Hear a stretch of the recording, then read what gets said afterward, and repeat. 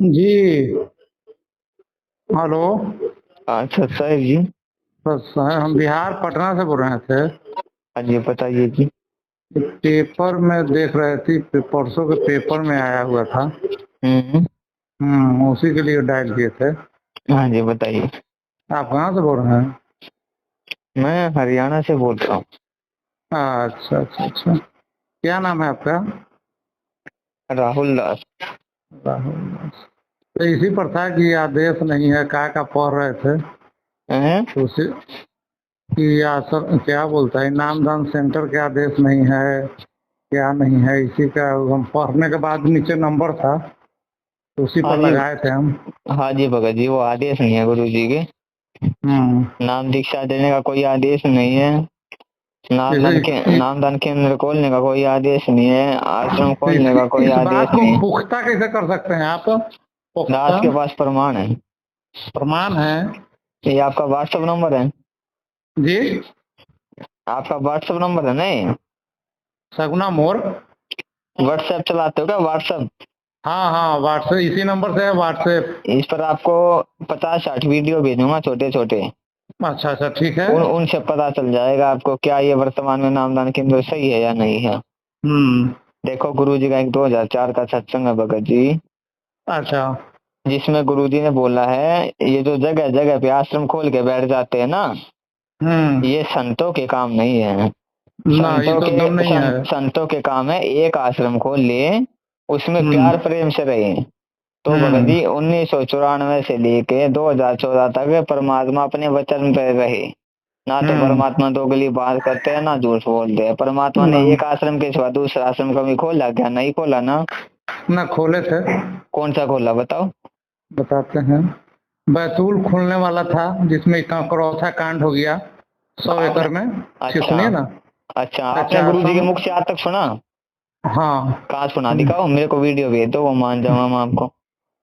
अच्छा, उससे पहले हम्म। दौलतपुर रोड में एक छोटा आश्रम था, अरे उससे भगत जी वो तो बरवाला आए बंद थे। हो गया था ना। बंद हो गया था ना हाँ। वो तो। ना, सुनिए ना, मेरी बात को पहले सुन लीजिए। हम भी हाँ 12 में नाम दान लिए हैं, हम भी उसी टॉपिक पर हैं। हाँ बताइए। जैसे एक करौथा में था, हम्म। तो करौथा कांड हो गया तो सरकार के अधीन हुआ, फिर पोजीशन मिला, फिर विवाद हुआ, चलते रहा, आज भी चल रहा है, या पोजीशन मिला अरे हुआ है, भाई ठीक है। साहब वो बंद होने के बाद ही तो खुला था। वैसे तो हाँ एक तो ही आश्रम में थे। हाँ, सुनिए ना, उससे उसके बाद वहां से चले गए दौलतपुर रोड में, जब वो आश्रम बंद हुआ था। हम्म। और दौलतपुर रोड से जैसे जनसंख्या बढ़ा तो बरवाला में बना। अरे भाई साहब तो आश्रम तो एक ही रहा ना। आप समझ हम्म। नहीं रहे हो अभी भी मैं क्या कह रहा हूँ। जी जी। एक ही आश्रम रहा या नहीं रहा? या दो हम्म। खोल रखे थे। हम्म। संगत एक में आती थी या नहीं आती थी? हाँ हाँ। तो एक ही तो हुआ बड़े भाई। हाँ हाँ। हुआ ना। हम्म।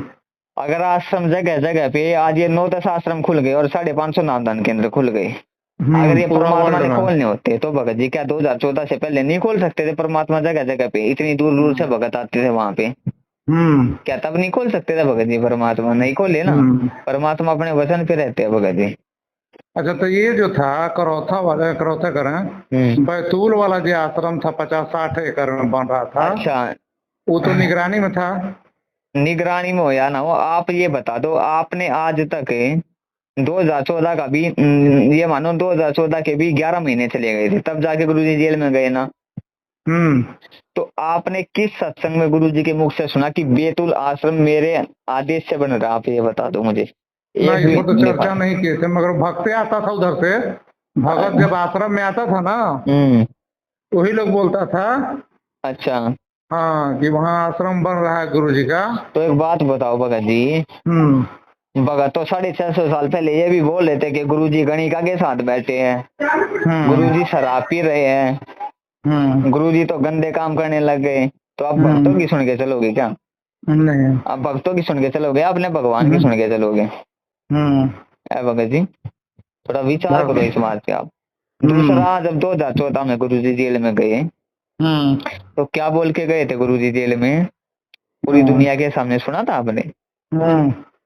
कि ये राष्ट्रीय समाज सेवा समिति मेरी नहीं है हम्म। और ना ही मैंने समिति बनाई है, और इन इस समिति ने मुझे रोक के रखा था ना ही मैंने कोई कमांडो बनाए, और मैं छिपा रहा नहीं तो मुझे मार देते। सुना था ये इंटरव्यू? जी। सुना था ना? अरे मैं भाई आज साहब, तक आज यही जांच करते रह गया कि कमांडो कौन था। जितना भी भगत मेरा अरे नौजवान, उन भाई सबसे हम साहब पूछे एक बात कि सुनिए। कमांडो कौन था, आज तक वो सब कमांडो नहीं पे भी बताया। कमांडो पे भी आएंगे, एक बात सुनिए पहले मेरी। हम्म। हम्म। तो बड़े भाई, राष्ट्रीय समाज सेवा समिति वही तो समिति है जो आज 550 से ज्यादा नामदान केंद्र खोले बैठी है, और 9-10 आश्रम है। राष्ट्रीय हम्म। समाज सेवा समिति का ही दूसरा नाम सतलोक आश्रम मैनेजमेंट है। हम्म। तो भगत जी, जिनको परमात्मा ने 2014 में रिजेक्ट कर दिया, हम्म। तो आज परमात्मा को कैसे आदेश दे देंगे? एक बार बताओ, भगवान में कोई दोष हो सकता भगत जी? नहीं। गुरु में कोई दोष नहीं हो सकता ना? हम्म। गुरु अगर आज जेल में है भगत जी, तो ये तो है नहीं अपनी गलतियों के कारण है, अपने दोषों के कारण है ना? नहीं है ना? तो आज भगत जी अगर गुरु जी जेल में है, तो इन समिति वालों के कारण ही तो जेल में है, इनके उल्टे कर्म कुकर्मों के कारण है। ये आश्रम में सारे माता बहनों के साथ उल्टे कुकर्म करते थे, भक्तों को ये वहां भी जो है पिटाई कर देते थे, भक्तों को गालियां देते थे, ये भक्तों पे अपनी चौधर चलाते थे। तो भगत जी आज ये वही तो लोग है जो नामदान केंद्र खोल के बैठे है जगह जगह पे। तो बताइए भगत जी, इन जैसे कुपात्र लोगों को परमात्मा कैसे वो आदेश दे देगा? आज आपके जो बड़े बड़े स्टेट कोऑर्डिनेटर है, वर्ल्ड कोऑर्डिनेटर है, जिला कोऑर्डिनेटर है, ये आज भी भक्तों को लठों से मारते हैं, माँ बहन की गालियां देते हैं, नामदान केंद्रों पे कुकर्म करते हैं। आपको वीडियो भेजूंगा भी सारी। बिहार की घटना है। अगर आपको कोई बात बोल रहा हूँ ना, तो प्रमाणों के साथ बोलूंगा, ठीक है? आपको सारे मैं प्रमाण भेजूंगा भगत जी। तो इन जैसे घटिया लोगों को, अरे सार नाम लेके भगत जी एक भी गलती करने का मतलब आप समझते हो क्या होता है? सार नाम लेके परमात्मा ने बोला है, सार नाम लेने के बाद अगर तुम गलती करोगे ना, सदा सदा के लिए परमात्मा तुम्हें रिजेक्ट कर देगा। तो बताओ, ये इन्होंने गलतियों के पहाड़ तोड़ दिए भगत जी संगत पे। अच्छा एक बात बताओ, 2012 से जुड़े हो ना जी? गुरुजी राजनीति करवाते भक्तों से? नहीं, वो तो कहते हैं ये मार्ग अध्यात्म का है, राजनीति का तो नहीं आप है। बड़े आराम से समझ गए होंगे पीले पेज किसके आते हैं फिर। देखते हो ना ये दिन पीले पेज है। कभी कांग्रेस कभी बीजेपी। बीजेपी को वोट नहीं डाला तो तुम्हारा जिंदगी में कभी नाम शुद्ध नहीं होगा। गहराई में जाओ इस बात की, जिंदगी में तुम्हारा कभी नाम शुद्ध नहीं होगा। वो बहुत पहले हम गए हुए हैं इस गहराई में। तो अरे भगत जी, आप बहुत पहले बोल रहे हो इस गहराई में आप गए हुए हो, और ये गुरु जी का आदेश नहीं मान रहे आप, तो फिर भी आप इन लोगों का साथ दे रहे हो। अरे क्यों भगवान ऐसा आदेश देगा कि तुमने अगर बीजेपी को वोट नहीं डाला तो तुम्हारा जिंदगी में कभी नाम शुद्ध नहीं होगा? मैं सपोर्ट इन लोग के करबे नहीं करता हूँ कभी बिहार में, ठीक ना? मगर क्या है कि माया पैसे ऊपर नाच सभी झूमकरा हो गया है। हाँ, 650 साल सुनो भगत जी, अब से 650 साल पहले ना मैं इस माया के ऊपर ही नाच कर रहे थे, हुए था ना 64 लाख पहले। तो ये माया के नाच को छोड़ के और ज्ञान आधार के नाच पे आ जाओ। अब इस माया के नाच पे चलोगे ना, यही गधे कुत्ते बनोगे अगले जन्म में। और अगर ज्ञान आधार के नाच पे आ गए तो भगत जी फिर सतलोक जाने से कोई नहीं रोक सकता आपको। 14 के बाद से एक सेंटर है बिहार में, गुरुजी का ही सेंटर है। गुरुजी के सानिध्य में था सरारी आश्रम, कबीर साहब का ही आश्रम था पूर्व से। तो वो आश्रम में हम लोग कम से कम पूर्णमासी के पूर्णमासी करीब 300 लोग जुट जाते थे। और बिहार में उबरका विद्रोह के कारण बन रहा था वो आश्रम। उसके बाद इसी में चाल चला हमारा स्टेट कोऑर्डिनेटर था राजदेव, जो अभी स्वर्गीय हो गए हैं। स्वर्गीय हो गए या काल मौत मरे हैं? अब जो हो गए काल मौत मरे हैं, स्वर्गीय कहाँ बोल रहे हो? जो स्वर्गीय आपने तो गलत बोल दिया भगत जी, ये बोलो नरक में गए वो तो। जो आदमी भगवान के साथ धोखा करता है वो आदमी स्वर्ग में जाएगा क्या? ये बोलिए कि वो बिहार के जो स्टेट कोऑर्डिनेटर थे वो नरकीय हो गए हैं, ये बात बोलिए, ये बात तो जचे भी। बताओ, भगवान के साथ धोखा कर रहा है और वो स्वर्ग में जाएगा। वो तब उन्होंने नाम दान के लालच किया, उसके मल द्वार से प्राण निकले, पता होगा आपको। मैं इतना डिटेल हम नहीं जानते, वो बहुत गुरु जी के सुनिए सत्संग सुनना, मल द्वार से प्राण निकलना मतलब सीधा नरक में जाने का मतलब है। वो बहुत झूठ बोलता था, 100% केवल झूठ ही बोलते थे, इसलिए हमारा नहीं पड़ता था, बातचीत हम कभी करवे नहीं करते थे। अच्छा। तो उसके बाद उन्होंने नाम दान सेंटर के लालच किया वहाँ। 1-2 साल तो संगठन उसको टार दिया कि नहीं। उसके बाद वहाँ नाम दान सेंटर खुला। सबसे पहले तो गया में खुला था, उसके बाद सरारी में। तो उसको खुलने के बाद जैसे ही पैसा आना हुआ, विवाद और टीम बनना स्टार्ट हो गया। अच्छा। A ग्रुप B ग्रुप, अच्छा, उस पर आधिपत्य के लिए। अच्छा। उसके बाद घमासान हुआ वहाँ। आज जब पैसे, अब हम लोग समझ गए वहाँ क्योंकि मामला यहाँ तो पैसे के लिए गड़बड़ा रहा है।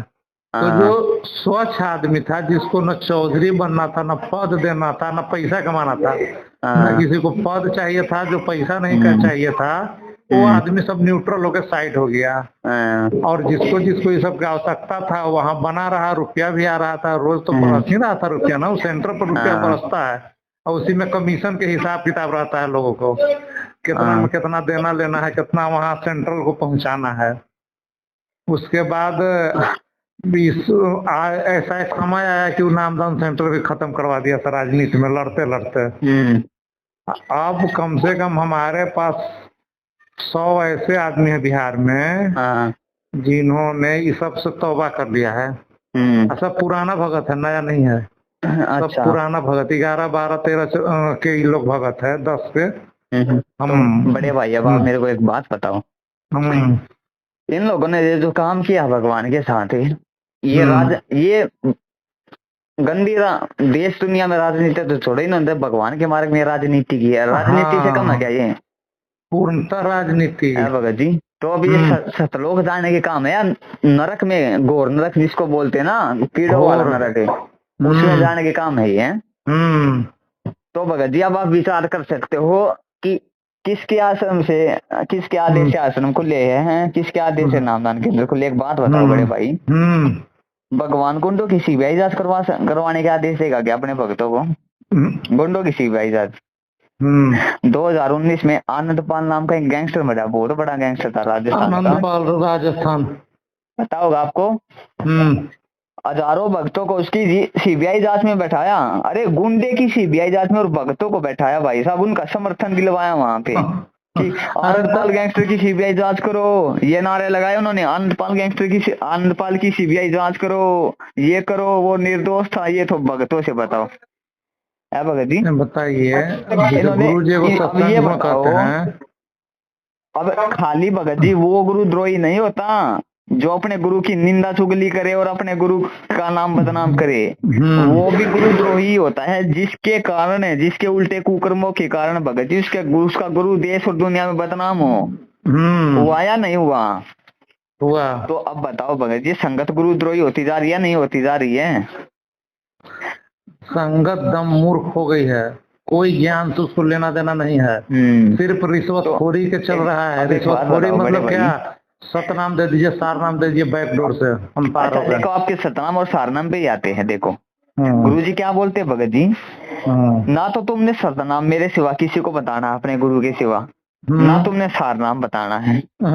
जब सतनाम या सारनाम खंड होता है, यानी किसी की मर्यादा टूट जाती है, या जब ये नाम लेने जाते हैं उनसे क्या बोला जाता है, तुम्हें जब नाम लेके वो बाहर आते हैं सेंटर से, वहां पर एक आदमी खड़ा रहता है आश्रम में, चौकीदार जिसको बोलते हैं, वो आते ही हर भगत से पूछता है कि तुम्हें क्या मंत्र मिला है, मंत्र बताओ।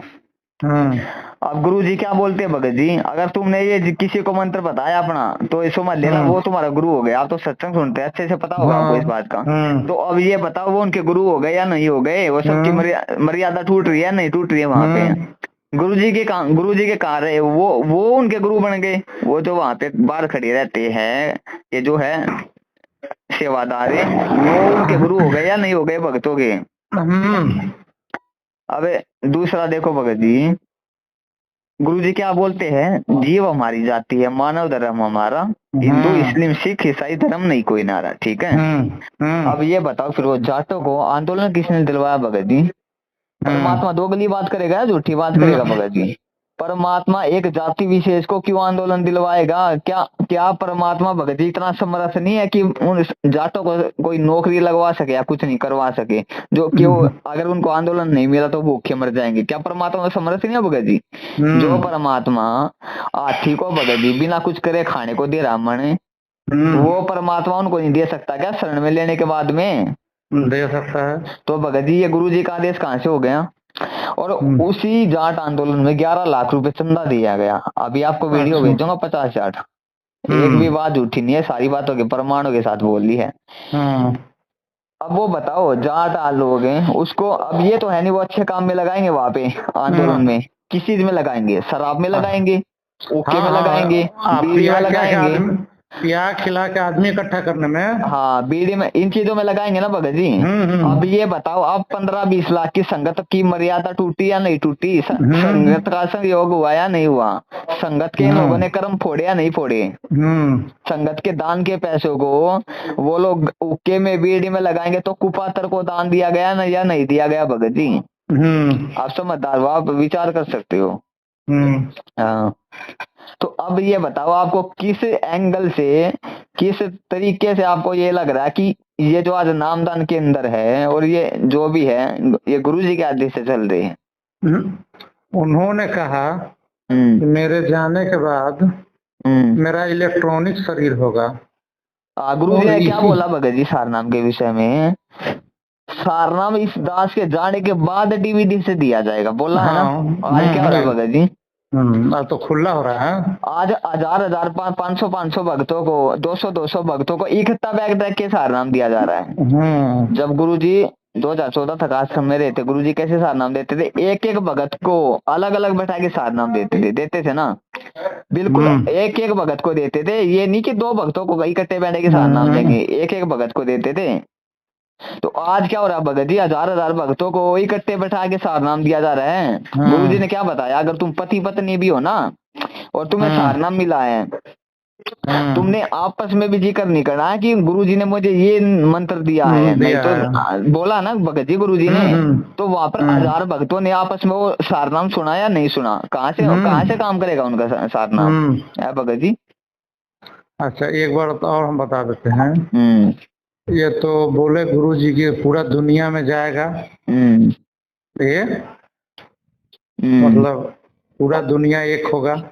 अच्छा तो देखो भगत जी इनके उल्टे कुकर्मों को देखते हुए आपको लगता है ऐसे ऐसे गुरुजी का ज्ञान पूरी दुनिया में जाएगा ना? तो ये होना जरूरी था, नहीं होता तो कितना वो भगत के भेष में बैठा हुआ था, छटाएगा कैसे? इस गंदी संगत से अपने आप को दूर करना था।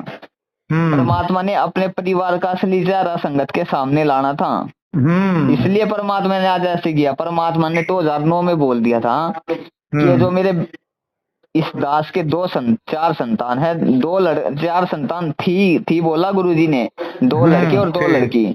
और मुझे पता है अगर मैं उनके पास रहता तो मेरी कितनी खातिरदारी करते। बहुत अच्छे से पता है मुझे क्या उनका नेचर है, क्या उनका स्वभाव है। बताओ गुरुजी ये शब्द है आज अगर अपने बेटा बेटी के लिए बोल रहे हैं भगत जी, 2009 में ही बोल रहे हैं, तो अब आप जान सकते हो भगत जी परमात्मा के प्रति क्या व्यवहार होगा। आगे बात को बढ़ाया उन्होंने कि हम परमात्मा के मार्ग में लग गए। अब जब हमारे कितने बाल बच्चे हो गए। जब ये करोथा कांड हुआ था, गुरुजी का लड़का था जो, उसका पता क्या स्टेटमेंट आया था आपको? वीरेंद्र। हाँ वीरेंद्र, उसका स्टेटमेंट पता आपको क्या आया था? नहीं अखबार में आया था।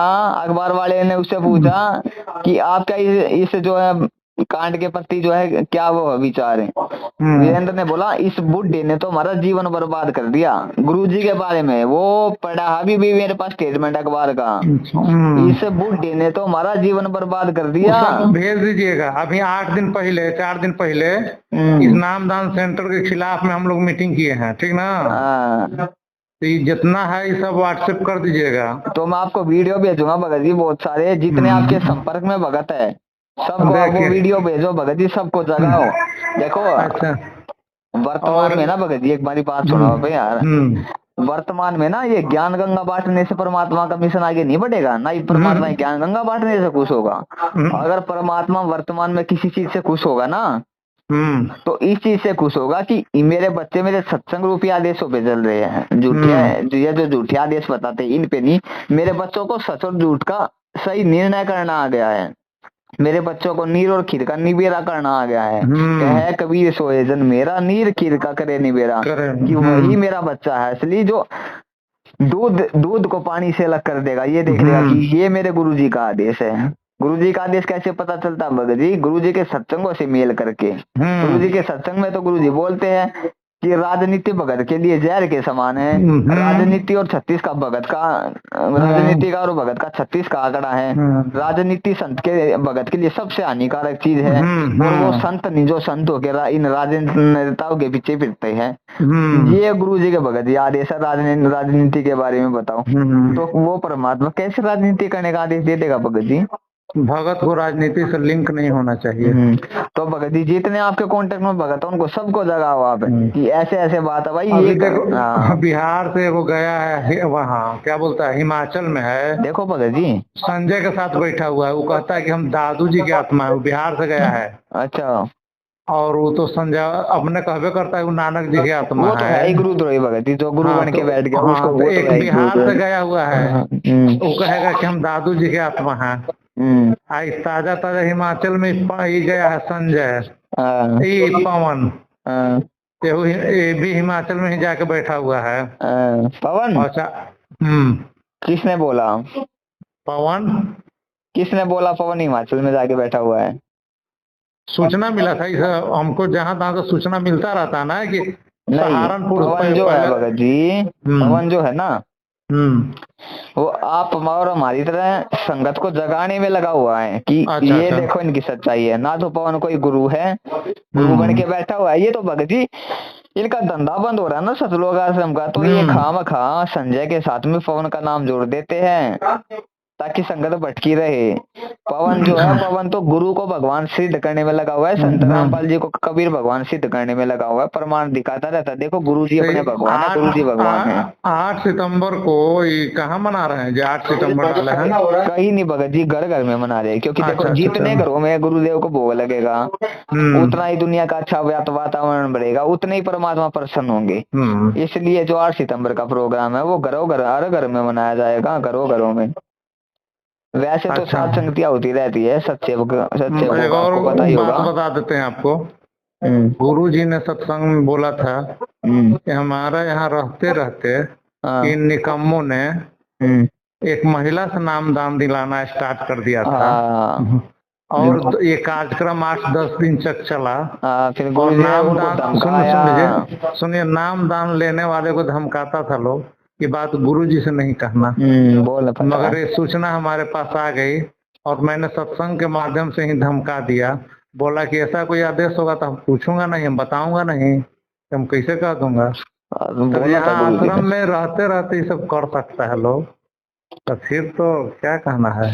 तो वही ना, देखो आज पवन जी है जो संगत को जगाने में लगे हुए भगत जी, वो तो कि गुरु ही भगवान है भाई। वैसे तो हम लोग साथ संग दिया करते रहते हैं भगत जी, जगह जगह 50-100 भगत भाई इकट्ठे हो गए कि ऐसे ऐसे अपने गुरु परमात्मा है भाई, गुरु जी को खुश करो। गुरु जी अगर खुश नहीं हुए तो जेल से नहीं आएंगे। गुरु जी क्यों खुश हैं? लगता है कि 40% भगत जो है विपक्ष में आ चुका है, 40 से बढ़ रहा है। तो वही है ना भगत जी, के नीचे खबर नहीं हो पा रहा है। वो होंगे भगत जी, धीरे धीरे होंगे, परमात्मा दया करेंगे। हर स्टेट में बगावत है। ऐसा ही है भगत जी, बिल्कुल बगावत है इनके खिलाफ। तो बड़े भाई देखो, जो भी पुराना भगत है, जो भगत है पुराना भगत है, वो बगावत में है। नया वाला के तो पता नहीं चल रहा है कि हमको क्या करना है, नाम दान ले। आज देखो भगत जी, अगर वर्तमान में गुरु जी की कोई सबसे बड़ी सेवा ना, तो संगत को इन काली एजेंटों के मुंह से बचाना है। ये जो काली एजेंट बैठ के जगह जगह पे संगत की आए दिन मर्यादा तुड़वाते हैं, इनसे बचाना भगत जी, यही आज वर्तमान में गुरु जी की सबसे बड़ी सेवा है, गुरु जी के जेल में जाने के बाद में। तो इसलिए दास आपको कह रहा है, जितने आपके संपर्क में भगत भाई उनको इकट्ठे करो, वीडियो वगैरह उनको दिखाओ भगत जी कि ये भाई देखो भाई, छोटे छोटे प्रमाण है, सच्चाई है। इसको आप भेज दीजिएगा, ठीक ना? हाँ मैं भेजूंगा आपको। ठीक है, राजीव कुमार